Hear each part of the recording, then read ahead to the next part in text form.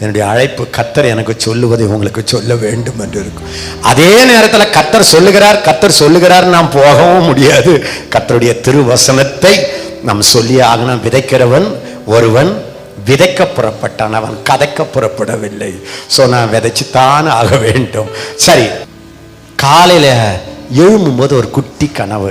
அது என்னன்னா, ஒரு பெரிய கூட்டத்தில் நான் ஒரு பாட்டு பாடிக்கிட்டு இருக்கிறேன். அந்த பாட்டில் என்ன சொல்றேன்னா, சாத்தானே நீ டாட்டாட்டா, ஏசையா நீங்க வாங்க வாங்க, சாத்தானே நீங்க போங்க போங்கன்னு பாட்டு பாடுறேன். உடனே எழும்புனேன், புறப்பட வேண்டி வேற இருந்துச்சு, கண்டுபிடிச்சிட்டேன். கர்த்தர் திருச்சபைக்கு சாத்தானுக்கு டாட்டா சொல்லுகிறார். சோ அப்ப நான் கண்டுபிடிச்சிட்டு, ஆண்டவர் திருச்சபையை சாத்தானோட போராடி வெற்றி கொண்டு சாத்தானுடைய ஆளுகையில் இருக்கிற மக்களை போய் விடுவிக்கிற ஒரு போர் வீரர்களாக மாற்ற இந்த வருஷம் விரும்புகிறார். 4:1 மத்தேயு எடுங்க பார்க்கலாம். 4:1 மத்தேயு எடுங்க. லூக்கா 4:1 4:14 எடுங்க. குயிக்கா எடுங்க பார்க்கலாம். மத்தேயு 12:29 எடுங்க. லூக்கா 11:22 எடுங்க. எபிரேயர் 5:12 எடுங்க. 2 கொரிந்தியர் 4:4 எடுங்க. 2 தீமோத்தேயு 2:26 எடுங்க. அப்பொழுது இயேசு பிசாசினால் சோதிக்கப்படுவதற்கு ஆவியானவராலே வனாந்தரத்திற்கு கொண்டு போகப்பட்டார். நல்லா கவனிங்க. அப்பொழுது இயேசு பிசாசினால் சோதிக்கப்படுவதற்கு, எல்லாரும் சத்தமா சொல்லுங்க, ஆவியினாலே வனாந்தரத்துக்கு கொண்டு போகப்பட்டார். இப்ப நான் கேள்வி கேட்க போறேன். சாத்தான் இயேசுவின் எல்லைக்குள் வந்தானா, அல்லது இயேசு சாத்தானுடைய எல்லைக்குள் நுழைந்தாரா? Did Satan come into Jesus' territory, or Jesus entered into devil's territory?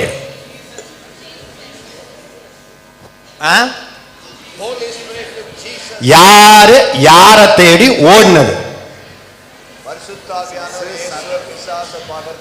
Hallelujah. So இயேசு என்ன ஆனார்னா, எங்கே தேடுவேன் நான், எங்கே தேடுவேன் அந்த துஷ்ட பிசாசை, நான் எங்கே தேடுவேன்? இதான் கிறிஸ்தவ வாழ்க்கையின் படம். இதுதான் கிறிஸ்தவ வாழ்க்கையின் படம். மறுபடியும் மனசுல வச்சுக்கங்க. உங்க வாழ்க்கையில பரலோகம் உங்களை பற்றி சொல்லணும்.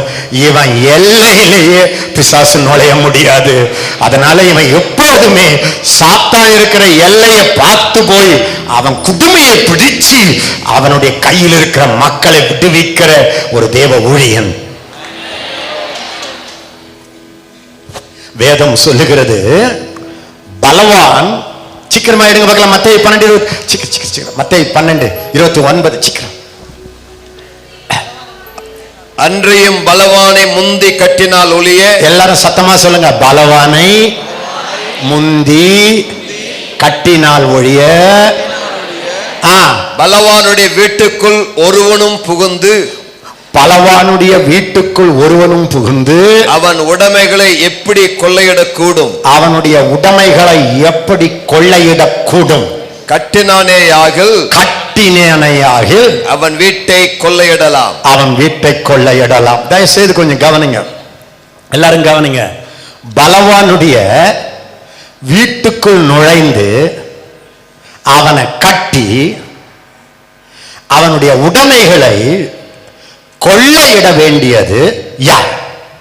அவன் வீட்டுக்குள்ள நுழைஞ்சு அவனை கட்டி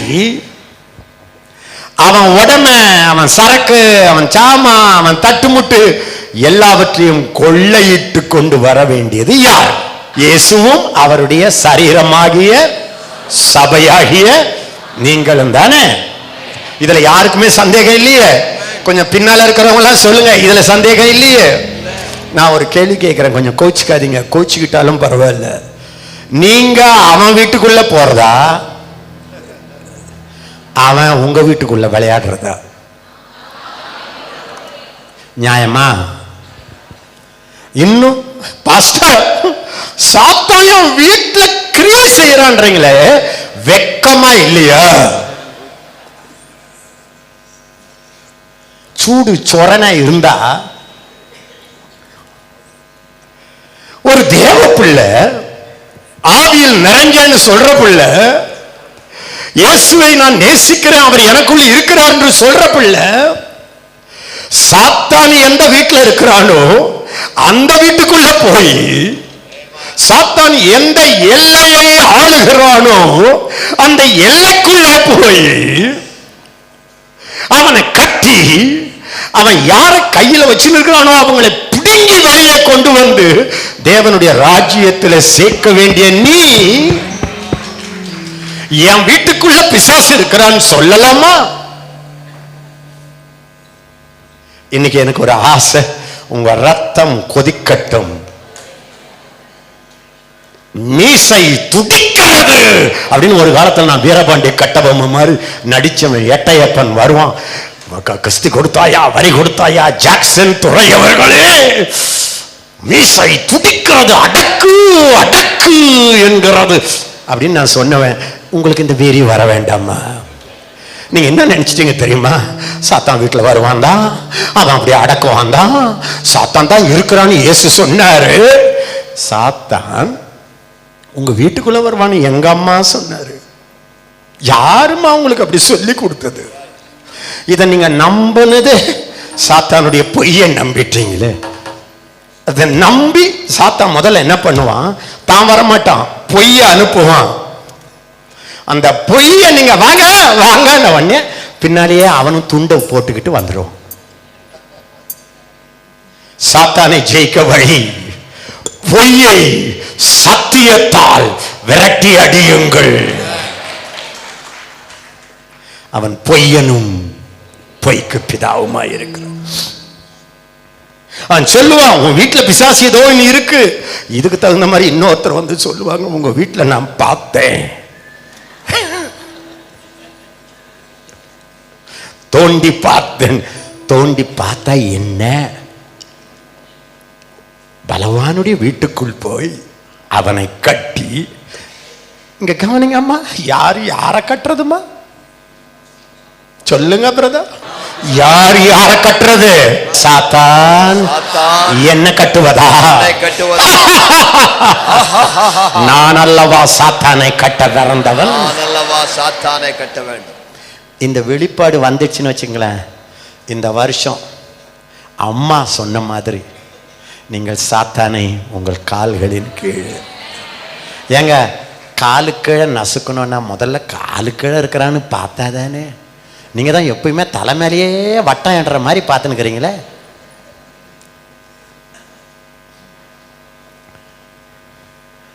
அவனை கொள்ளையிடுவான். இன்னொரு கேள்வி, ஏம்மா நீங்க கொள்ளையிட பிறந்தவர்களா கொள்ளையிடப்பட பிறந்தவர்களா? அவன் உங்க சுகத்தை திருடுறதா? ஏம்மா நீங்க அவனை கொள்ளையிடுவதா அவன் உங்களை கொள்ளையிடுவதா? இந்த வருஷம் பரிசுத்த ஆவியானவர் உங்கள் உள்ளத்தை ஏவி எழுப்பட்டும். அன்பானவர்களே, இயேசு பலமான், அவர் தலையானவர், சபை அவருடைய உடம்பு, சரீரம், நீங்கள் எல்லாரும் அவருடைய அவயவம். உங்க மேல இருக்கிற அழைப்பே பலவான் எங்க இருக்கிறான்னு பார்த்து, அவன் வீட்டுல வேலை செய்யறான் பிரதர், என் புருஷனுக்குள்ள இருக்கிறான் பிரதர், என் பிள்ளைக்குள்ள இருந்தா என்னம்மா நீங்க பிடிக்க வேண்டியதானே? பரிசுத்த ஆவியானவரே, இந்த சத்தியம் மக்களுக்குள்ளே, இந்த ஒரு சத்தியம் ஆணி அடிச்ச மாதிரி உள்ளே போகட்டும் என்று இயேசுவின் நாமத்தில் கேட்கிறேன். பைபிள்ல சொல்லுது, காலத்தை பார்த்தா போதகராய் இருக்க வேண்டிய நீங்கள், காலத்தின்படி நீங்க எல்லாரும் பாஸ்டர், பாஸ்டர்மா, டீச்சர், ப்ராஃபட், அப்போஸ்தலன், சுவிசேஷகன், ஒரு தேவ பிள்ளையும் காலத்தின்படி நீ ரட்சிக்கப்பட்ட காலத்திலிருந்து இதுவரை நீ கேட்டதுக்கு, உனக்குள்ள கர்த்தர் செய்த கிரியைக்கு, ஆவியானவர் உனக்குள்ள அசைவாடினதுக்கு, நீ வாங்கின உபதேசத்திற்கு, நீயே ஒரு பெரிய குரூப்புக்கு வசனத்தை சொல்லி கொடுத்திருக்க வேண்டிய உனக்கு மூலோபதேசங்களை சொல்ல வேண்டி இருக்கு. எனக்கெல்லாம் பயங்கர கஷ்டம். அந்த விசுவாசிகள் கொஞ்சம் நல்லா இருந்திருந்தாங்கன்னா பவுல் அப்போஸ்தலன் மெல்கிசேதேக்கை பற்றி ஒரு 10 சாப்டர் எழுதியிருப்பார். எனக்கு மெல்கிசேதேக்கை பற்றி கேட்டால் ஒன்றும் புரிய மாட்டேன். அவன் வாலும் தெரியல, தலையும் தெரியல. ஏன்டான்னா அவன் பேசிக்கிட்டே இந்த திடீர்னுட்டான், அடாடாடா உன் மந்த புத்திக்கு இதெல்லாம் சொல்ல முடியாதேம்மா, உன் புத்தி எல்லாம் என் பிள்ளையை பற்றி ஏதாவது சொல்லுங்க ஐயா, இந்த வருஷம் என் பிள்ளைக்கு கல்யாணம் ஆகுமா, இதே சொல்லிக்கிட்டு இருக்கிறிய, உனக்கு போய் மெல்கிசேதேக்குன்னா உனக்கு என்னம்மா விளங்க போகுதுன்னு சொல்லிட்டு பட்டுன்னு சப்ஜெக்டை ஸ்டாப் பண்ணிட்டான். என்ன ஆச்சு தெரியுமா? சொல்ல முடியல. கடைசியில் உனக்கு பலமான ஆகாரம் கூட கொடுக்க முடியலம்மா, உனக்கு வந்து மூலப்பாலையே குடிக்க வேண்டியிருக்கு. அதனால தான் டிவியை பாருங்க, ரேடியோவை பாருங்க, எல்லாரும் பாருங்க. கர்த்தர் இந்த ஆண்டு உங்களை ஆசீர்வதிப்பார். உடனே முக்காடை போட்டுக்கிட்டு கர்த்தருக்கு ஸ்தோத்திரம் தோத்திரம் தோத்திரம் தோத்திரம் தோத்திரம், உங்கள் பிள்ளைகளை எல்லாம் ஆசீர்வதிப்பார். கர்த்தருக்கு ஸ்தோத்திரம் கர்த்தருக்கு ஸ்தோத்திரம் கர்த்தருக்கு ஸ்தோத்திரம். நான் சொல்றது ஆசீர்வதிப்பார்னாலே நீங்க கேஸ் அவுட்டு. ஏன்னா கிறிஸ்துவுக்குள் என்னைக்கு வந்தீங்களோ அப்பொழுதே ஆவிக்குரிய சகல ஆசீர்வாதங்களினாலும் நீங்கள் ஆசீர்வதிக்கப்பட்டு இருக்கிறீர்கள். அது ரைட்டா? ஆனாலும் கர்த்தர் உங்களை ஆசீர்வதிப்பார். சரி, இப்படியே நம்ம வாழ்ந்துட்டோம். ஆண்டவர் சொல்றாருமா, காலத்தை பார்த்தா பாஸ்டரா டீச்சரா இருக்க வேண்டிய நீ இன்னும் குழந்தை மாதிரி பாலில் கூட தண்ணியை ஊற்றி கொடுக்குற மாதிரி இருக்கிறியே. அப்படின்னு என்ன தெரியுமா அர்த்தம்? காலத்தை பார்த்தா ஒரு 1000 பேரை பிசாசின் கையிலிருந்து பிடிங்கி என்கிட்ட கொண்டு வர வேண்டிய நீ ஏனும் பிசாசு கையில் உட்காந்துக்கிறிய நியாயமா? நீ ஏன பிசாசு குழப்பறான்றிய நியாயமா? நீ பிசாசனால குழப்பப்படுறதா இல்லை நீ அவனுக்கு குழப்பத்தை உண்டாக்குவதா? ஐயோ பிசாசு என் குடும்பத்தை அடிச்சிட்டான். ஏம்மா, பிசாசு குடும்பத்தில் அழிக்கிற குடும்பத்தை விடுவிக்க வேண்டிய குடும்பம் நீங்கள். பரிசுத்த ஆவியானவர் உங்களுடைய ஆவியை ஏவி அந்த உயர்ந்த ரகத்துக்கு, அது உயர்ந்த ரகம் இல்லை, உங்களுடைய அஸ்திபாரம். நீங்க உலகம் முழுவதும் பொல்லாங்கனுக்குள் இருக்கிறது, நீங்களா இல்லை. சரி, இன்னொன்னு சொல்றேன். இந்த சாத்தானுடைய தந்திரத்திலிருந்து மக்களை பிடுங்க படிக்கலைன்னு வச்சுக்கோங்க, நீங்களும் நானும் யாருக்கும் பிரயோஜனப்பட மாட்டோம். ஏன்னா சாத்தானுடைய இஷ்டத்தின்படி செய்ய, அவன் சொல்றதெல்லாம் செய்ய இந்திய மக்கள் அவனால் பிடிக்கப்பட்டு இருக்கிறார். தன்னுடைய பிசாசினுடைய சித்தத்தின்படி இஷ்டத்தின்படி செய்ய அவனால் பிடிக்கப்பட்டவர்கள் மயக்கம் தெளிந்து உபதேசத்தை அறிந்து கொள்வதற்காக கர்த்தர் உங்களை என்னையும் அபிஷேகத்தால் நிரப்பி இருக்கிறார். மறுபடியும் சொல்றேன், ஊழியான்னா இந்த சாத்தான சந்திச்சு அவன் கண்ணை குருடாக்கி வச்சிருக்கிறானே, அவனை முதல்ல கட்டி போட்டு பிறகு கண்ணை திறந்து அவர்களை கத்தெடுத்துல கொண்டு போக வேண்டிய தேவ பிள்ளைகள் நீங்களும் நானும். அண்ணன், ஆவிகளோட போராடணும்னு சொன்னீங்க. அந்த போராட்டமும் எனக்காக, என் பிள்ளைக்காக, என் குடும்பத்துக்காக, அது வந்து ஒரு லோ லெவல் பேட்டில். ஆவிக்குரிய பிசாசோட நீங்க போராடிக்கிட்டு என்ன அடிச்சான் என்ன நான் கேட்கிறேன். இயேசுவோ அப்போஸ்தலர்களோ ஒரே ஒரு முறையாவது சாத்தான் என்னை பலமாய் தாக்குகிறான் ஜெபியுங்கள்னு சொன்னாங்களா? சொல்லுங்க வாயத்திறந்து. இயேசு என்றைக்காவது சொன்னாரா? ஒரே ஒரு முறை கெத்சமனே தோட்டத்துல அந்தகாரத்தின் வேலையா இருக்கிறது, அதோட சரி. அது எதுக்கு நீங்களும் நானும் இனி அப்படி சொல்லக்கூடாது என்பதற்காக. சரி, இந்த ஆவிக்குரிய போராட்டத்துல இயேசு ஆவினாலே வனாந்தரத்துக்கு கொண்டு போகப்பட்டு சாத்தானை ஜெயித்தார். ரைட்டா? இப்ப நான் இன்னைக்கு ஃபர்ஸ்ட் டே உங்களுக்கு ஒரே ஒரு காரியத்தை எம்பசைஸ் பண்ணிட்டு நான் நாளைக்கு உங்களை அடுத்த படிக்குள்ளாக நான் கொண்டு போக போறேன். ஆவிக்குரிய போர்க்களத்தின் வெற்றிக்கு வெற்றிக்கு வெற்றிக்கு வெற்றிக்கு வெற்றிக்கு அஸ்திபாரம் என்ன? ஆயத்தம் என்ன? preparation for the spiritual warfare. ஆவிக்குரிய போராட்டத்தின் ஆயத்தங்கள் என்ன? அண்ணா நீங்க சொன்ன அந்த ஸ்டாண்டர்டுக்கு அவன் என் வீட்டுக்குள்ள வந்த காலம் போய் நான் அவன் வீட்டுக்குள்ள போற காலத்துக்கு அவன் என்ன கொள்ளையிட்டு என் வீட்டை கொள்ளையிட்டு என் காசை கொள்ளையிட்டு என் பரிசுத்தத்தை கொள்ளையிட்டு என் பிள்ளைகளை கொள்ளையிட்டு என் சபையை கொள்ளையிட்டதுக்கு நிறுத்தி அவனை போய் நான் கொள்ளையிடுவதற்கு நான் செய்ய வேண்டிய ஆயத்தம் என்ன? அண்ணன் அவன் என்ன இனிமேல் கட்டவே முடியாது. என் சிந்தனையை, வாயை, சரீரத்தை, உடம்ப, குடும்பத்தை கட்ட முடியாது. நான் தான் போய் அவனை கட்டிவிட்டு ஜனங்களை விடுவிக்க போகிறேன். அதுதான் இந்த 2009 எனக்கு கோல். அப்படி சொன்னீங்கன்னா நான் அவன் செய்ய வேண்டிய ஆயத்தம் என்ன? What is the preparation for the spiritual warfare?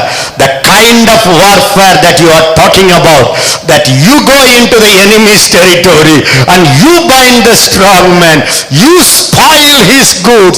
Don't ever allow him to spoil your goods.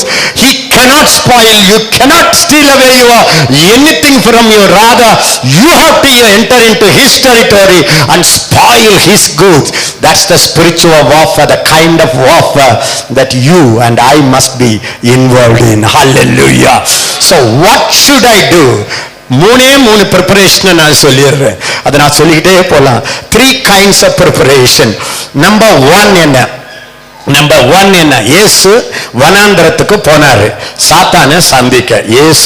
Jesus went into the wilderness to meet the devil. Okay, offensive warfare போறாரு.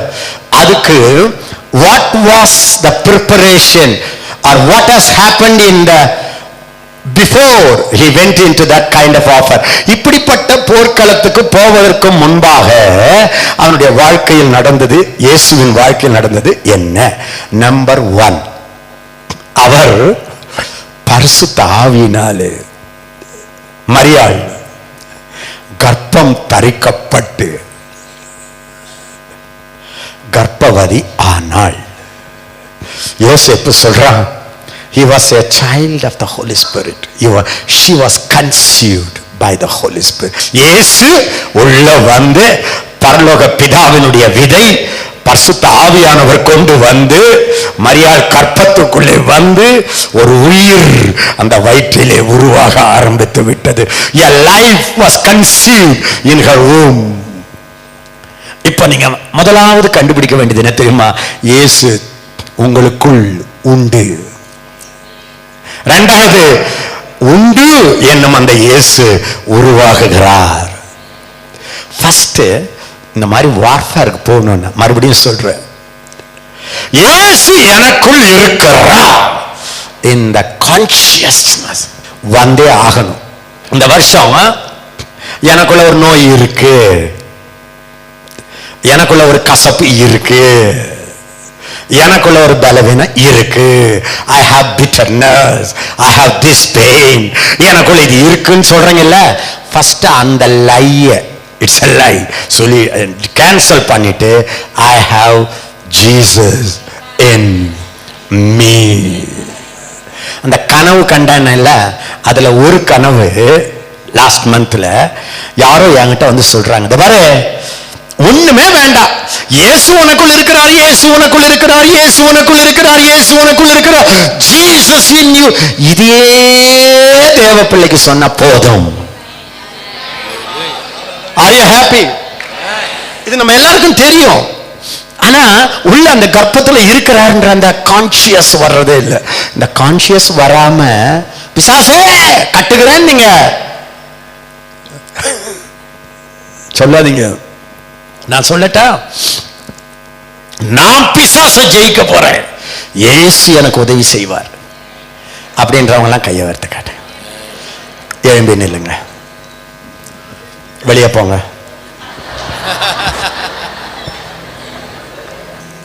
நான் யுத்தம் பண்ணுவேன், இயேசு எனக்கு உதவி செய்வார் அப்படின்னு நீங்க நினைச்சாலே ட்ரூத் நீங்க அவுட் ஆயிட்டீங்கன்னு அர்த்தம். நான் சொல்லட்டா, நீங்க என்னமோ போய் பெருசா யுத்தம் பண்றோமா ஆன்ற மாதிரியும். நான் சொல்லட்டா, ஆதாம் ஏவாள், Adam and Eve, before sin entered, even before sin entered, they could not meet the devil successfully. பாவம் வர்றதுக்கு முன்னாலேயே பிசாசை சமாளிக்க முடியாத போயிட்டாங்களே. பாவம் வந்து என் தாய் என்னை பாவத்திலே கர்ப்பம் தரித்தாள்னு சொல்லி இத்தனை வருஷம் நம்ம மண்டையில கண்ட குப்பைகள் வந்து, இனிமேல் நீங்க என்னமோ போய் பிசாசு என்னமோ பெரிய உதைக்கிற மாதிரியும் அவர் என்னமோ பக்கத்துல வந்து கை கொடுக்கிற மாதிரியும் இதெல்லாம் பாக்குறத விட்டு விட்டு பாரு, சாத்தான சமாளிக்க என்னால ஜீரோ, எனக்குள்ளே ஒரு ஹீரோ. இந்த கான்சியஸ் வந்துடுச்சுன்னா வெற்றி வாழ்க்கை உங்களுக்குள்ளே வந்து விடும். ஒரு அல்லேலூயா சொல்லுங்க மக்கள். இயேசு உள்ளே இருக்கிறார். சத்தமா இன்னொரு முறை பக்கத்துல பார்த்து, இயேசு உனக்குள்ளதான் இருக்கிறாரு, உனக்குள்ளதான். Jesus is in you, Jesus is in you, Jesus is in you. கவனிங்க, இந்த இயேசு உள்ள வந்த உடனே இது என்ன தெரியுமா, நீங்க பிசாசை ஜெயிக்கணும்னா ஒன்னே ஒண்ணு மனசுல வச்சுக்கோங்க. இது வரைக்கும் கன்னி பொண்ணு முகம் குஞ்சு சின்ன குழந்தை முகம் மாதிரி இருக்கு, ஒரு டீனேஜ் கேர்ளு, அவன் வாய்ஸே ஒரு மாதிரி இருக்கு. திடீர்னு பார்த்தா அப்படி கொஞ்சம் பெருசாகுது, உதடு கூட வீக்கமாகுது, முகம் வீக்கமா இருக்கு. இந்த நல்ல கர்ப்பம் தரிச்சவங்களை பாருங்களேன், என்னமோ மாதிரி இருப்பாங்க. இது என்னடா அது, 8 மாசத்துக்கு முன்னால அவ்வளோ அழகா இருந்துச்சு, இன்னைக்கு பார்த்தா இன்னுமோ மாதிரி உதடு மாதிரி முகம் மாதிரி பார்த்துக்கிறீங்களா நீங்கள்? வயிறும் பெருசாயிட்டு முகமும் பெருசாயிட்டு, சில பேருக்கு கை காலெல்லாம் வீங்கி போய், இன்னடானா அந்த உள்ள வந்த அந்த உயிர் இருக்கு, அது உடம்பையே மாத்திடுதம்மா, ரத்தத்தையே மாத்திடுதம்மா, ஹார்மோனியே மாத்திடுதம்மா, கண்ணை மாத்துது, வாயை மாத்துது, கண்ணை மாத்துது, வாழை எல்லாம் மாத்திடுதம்மா. படுக்கிறது கூட இப்படி படுக்க முடியாதம்மா, பொத்துன்னு இந்த குழந்தை இப்படி வந்துடும், இப்படி திரும்பணும். இந்த மாதிரி இயேசு உங்களை பிடிச்சி அப்படியே மாத்திட்டாருன்னா, பைபிளில் பார்த்தீங்கன்னா கொலோசியர் 1:27, கொலாசியன்ஸ் 1:27, நீங்கள் 25 பார்க்கலாம். ஆதி காலங்கள் முதல், எல்லாம் சத்தமா சொல்லுங்க, இன்னொரு முறை, தலைமுறை தலைமுறையாக தலைமுறை தலைமுறையாக மறைக்கப்பட்டிருந்து இப்பொழுது தம்முடைய பரிசுத்தவான்களுக்கு கர்த்தர் வெளிப்படுத்த ஹல்லேலூயா ரகசியம். உங்களுக்கு எல்லாருக்கும் தெரியுமா? ஆபிரகாமுக்கு தெரியாத ஒரு வெளிப்பாடு ஆதியா தலைமுறை தலைமுறை தலைமுறையா ஆண்டவர் மறைச்சே வச்சுக்கிட்டு இருக்கிறாரம்மா, சர்ப்ரைஸ் கொடுக்கணும்னு. ஆண்டவர் என்ன பண்ணாருன்னா, ஆதி பக்தர்களுக்கு, ஆதி தீர்க்கதரிசிகளுக்கு, ஆதி மக்களுக்கு எல்லாருக்கும் மறைச்சி மறைச்சி மறைச்சி மறைச்சி ஒரு ரகசியம் ரகசியம் ரகசியம் ரகசியம். ஆபிரகாமுக்கு தெரியும் ஏதோ ஒரு ரகசியம் இருக்கு, தீர்க்கதரிசிகளுக்கு தெரியும் ஏதோ ஒன்னு ரகசியத்தை ஆண்டவர் மறைச்சு வச்சுக்கிறாருன்னு, ராஜாக்களுக்கு தெரியும் ஏதோ ஒரு ரகசியம் இருக்குன்னு. அதை இப்பொழுது கையை தட்டுங்க பார்க்கலாம். Now the secret that was hidden from ages past, from generation to generation, now எல்லாரும் சத்தமா சொல்லுங்க, இப்பொழுது தம்முடைய பரிசுத்தவான்களுக்கு வெளிப்படுத்த சித்தமானால். கையை தட்டுங்க பார்க்கலாம். அத பாத்தீங்கன்னா, இத பாத்தீங்கன்னா அது என்னவா, அந்த ரகசியத்தை வெளிப்படுத்துகிற உத்தியோகம், எல்லாம் சத்தமா சொல்லுங்க, the ministry எனக்கு கொடுக்கப்பட்டு இருக்கிறது. என் உத்தியோகம் என்ன? இந்த ரகசியத்தை சொல்றதுதான். இந்த ஊழியர்களுடைய உத்தியோகம் என்ன? இந்த ரகசியத்தை சொல்றதுதான். என்ன ரகசியம்? கிறிஸ்துவானவர் மகிமையின் நம்பிக்கையாக உங்களுக்குள்ளே இருக்கிறார் என்பதே அந்த ரகசியம், உத்தியோகம். உங்க வேலை என்னங்க? டீச்சருங்க. உங்களுக்கு என்னங்க வேலை? டீச்சர்னா என்ன வேலைங்க? என்னங்க உத்தியோகம்? எனக்கு முடி வெட்டுறதுங்க எல்லா மாணவர்களுக்கும். டீச்சருக்கு அதான் வேலை. உத்தியோகம் எனக்கு கொடுக்கப்பட்டிருக்கிறது. இந்த புதிய ஏற்பாட்டு அப்போஸ்தலர்களுக்கு, தீர்க்கதரிசிகளுக்கு கர்த்தர் கொடுத்த உத்தியோகம் என்னடான்னா, இந்த வரப்பா மறைச்சி வச்சிருந்த அந்த ரகசியத்தை பரிசுத்தவான்களுக்கு போய் சொல்லு.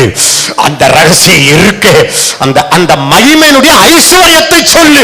அதுக்குள்ள ஒரு மகிமை இருக்கு. அந்த மகிமை ஒரு பெரிய ரிச் மகிமை. அந்த ஒரு ரகசியத்துல இல்லாத ஆசீர்வாதம் இல்லை, அதை சொல்லு.